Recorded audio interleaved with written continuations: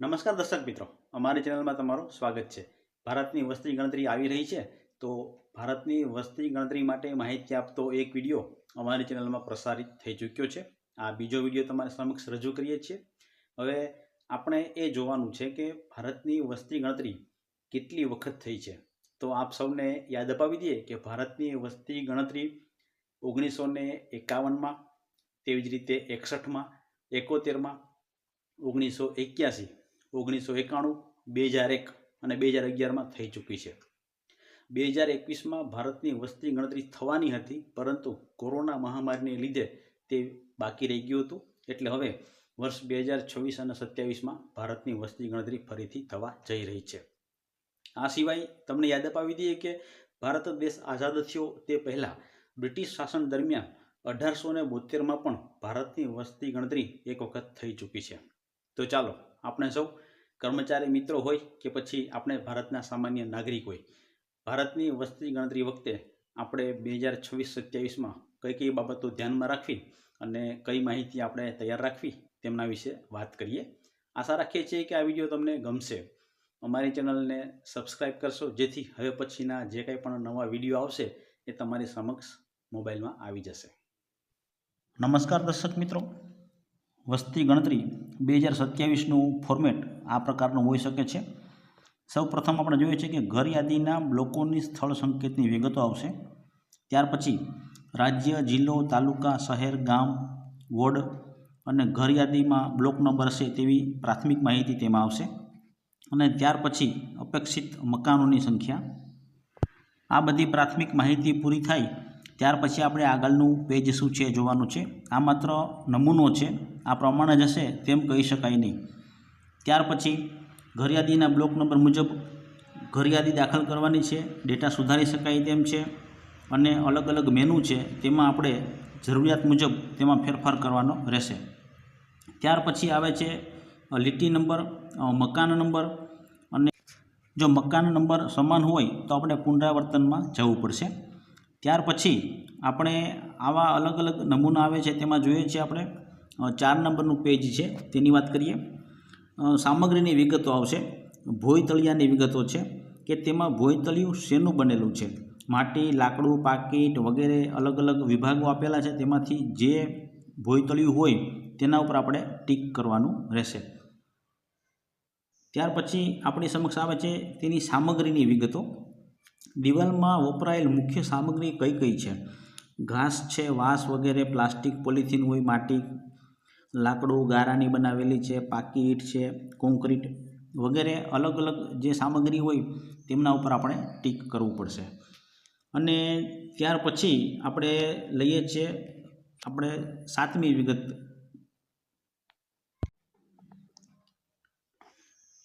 આપણે હવે વાત કરીશું જનગણના ઘરનો ઉપયોગ નક્કી કરવાનો છે આપણે, કે ઉપયોગ શેના માટે છે, રહેઠાણ માટે છે કે રહેઠાણ સાથે અન્ય ઉપયોગ છે, દુકાન છે, ઓફિસ છે, સ્કૂલ, કોલેજ, હોટલ, હોસ્પિટલ, એ જે કંઈ પણ પ્રકાર આવતો હોય તેમના ઉપર આપણે ટીક કરવાનું રહેશે। પછી તાળું છે કે નહીં, કે સંસ્થાકીય છે કે નહીં વગેરે વિગતો પણ તેમાં આવશે।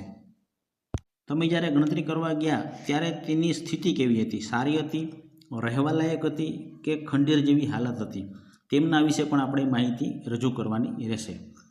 ત્યાર પછી આપણે કુટુંબની વિગત ઉપર આવવાનું છે અને તેમાં આપણે 9મું પેજ આપેલું છે, તેમાં કુટુંબ નંબર આપવાના છે।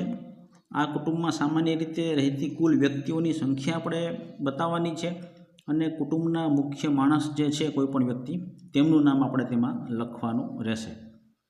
ત્યાર પછીની વિગતમાં આપણે વાત કરીશું પેજ નંબર 10, આપણે જેને કહ્યું છે કુટુંબની વિગતો। તેમાં જાતિ, પુરુષ કેટલા, સ્ત્રી કેટલા છે, ટ્રાન્સજેન્ડર કેસ હોય તો એ પણ લખવાનો છે, અને જાતિ આધારિત કે અનુસૂચિત જાતિ છે, અનુસૂચિત જનજાતિ છે કે અન્ય છે, જે કંઈ પણ આપણી સામાજિક રીતે નક્કી કરેલી વિગતો છે તે આપણે તેમાં લખવાની રહેશે। ત્યાર પછી આપણે 11મી કોલમ જોઈશું। આ ઘરમાં માલિકીનો દરજ્જો શેનો છે, માલિકીનું છે કે ભાડા ઉપર છે, અન્ય માલિકીનું છે, જે કંઈ પણ હોય તે આપણે લખવાનું છે। પછી રહેવાના ઉપયોગમાં આવતા ઓરડાઓની સંખ્યા પણ આપણે તેમાં લખવાની રહેશે, અને પરિણીત દંપતીઓ તેમાં કેટલા છે। આમાં બધી કુટુંબની વ્યક્તિઓની સામાન્ય વાત આવે છે અને તેમાં કેટલા લોકો રહે છે તેની વાત કરવાની છે. હવે પછી આપણે વાત કરીશું 12મી કોલમ, પીવાના પાણીનો મુખ્ય સ્ત્રોત કઈ રીતનો છે. શુદ્ધિકરણની પ્રક્રિયા છે, કૂવો છે, હેન્ડપંપ છે, ઝરણું છે, નદીમાંથી કઈ રીતે તેમાં પીવાનું પાણી આવે છે ઘરમાં, તે આપણે વિગત લખવાની રહેશે. ત્યાર પછી આવે છે 13મું, તેમાં પીવાના પાણીના સ્ત્રોતની ઉપલબ્ધતા કઈ રીતની છે. પરિસરમાં એટલે કે ફળિયામાં છે, ફળિયાની નજીક છે કે ફળિયાથી દૂર છે, તેવી વિગતોનો પણ આમાં સમાવેશ થાય છે.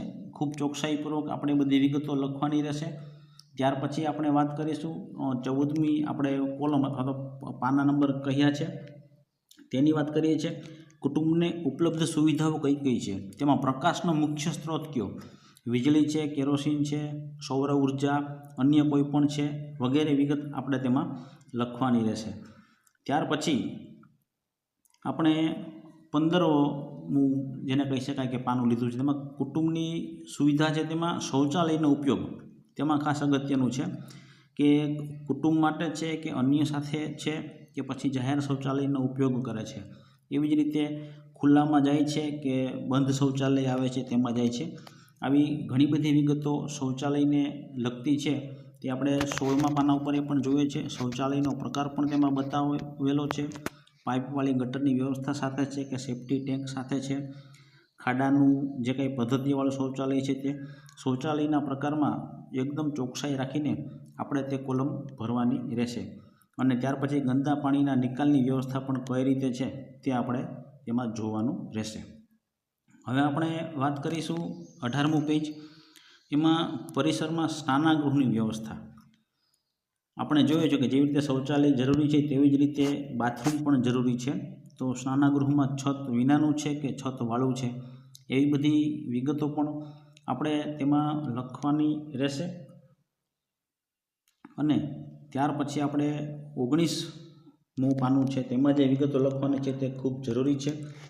રસોડું જે છે એમાં તે એલપીજી છે, પીએનજીનું જોડાણ છે કે નહીં, રસોડામાં રસોઈ થાય છે કે નથી થાય છે, ઘરની અંદર રસોઈ થાય છે કે પછી રસોડામાં, આવા ઘણા બધા પ્રશ્નો છે તે ખૂબ જ વિગતવાર આપણે માહિતી તેમાં લખવાની રહેશે. અને જો રસોઈ થાય છે તો તેનો મુખ્ય સ્ત્રોત ઈંધણ શું, લાકડા છે કે પછી અવશેષો છે કે છાણા, કોલસો, કેરોસીન, વીજળીથી થાય છે, બાયોગેસથી, સૌર ઉર્જા વગેરે અલગ અલગ પ્રકારો છે તે આપણે બતાવવાના રહેશે. અને ત્યાર પછી 21મું છે, એમાં કુટુંબની જે પાસે કઈ કઈ વસ્તુઓ છે. હવે તો રેડિયો છે નહીં, છતાં પણ રેડિયો કે ટ્રાન્ઝિસ્ટર છે કે નહીં, મોબાઈલ, સ્માર્ટફોન, અન્ય ઉપકરણો જે હોય છે તેની વિગતો પણ તેમાં બતાવવાની રહેશે. ત્યાર પછી વાત કરીશું આપણે અન્ય વિગતોમાં, તો ટેલિવિઝન છે કે નહીં, ડીટીએચ છે કે નહીં, કેબલ કનેક્શન છે કે, એવી બધી જ વિગતો આપણે તેમાં દર્શાવવાની રહેશે.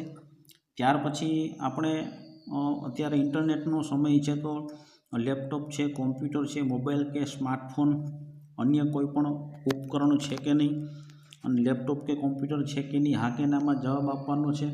તો આવી બધી વિગતો પણ આપણે તેમાં લખવાની રહેશે. ત્યાર પછી આપણે ટેલિફોનની પણ વાત કરીશું. સ્માર્ટફોન, લેન્ડલાઇન અથવા તો જેને કહી શકાય કે બીજા કોઈ પણ સંદેશા વ્યવહારના સાધનો હોય તો તેમના વિશે પણ આપણે માહિતી આપવાની છે. અને અત્યારના સમયમાં આપણે સૌ જાણીએ છીએ કે એક સ્થળેથી બીજા સ્થળે જવા માટે આપણી પાસે વાહન હોવું જરૂરી છે.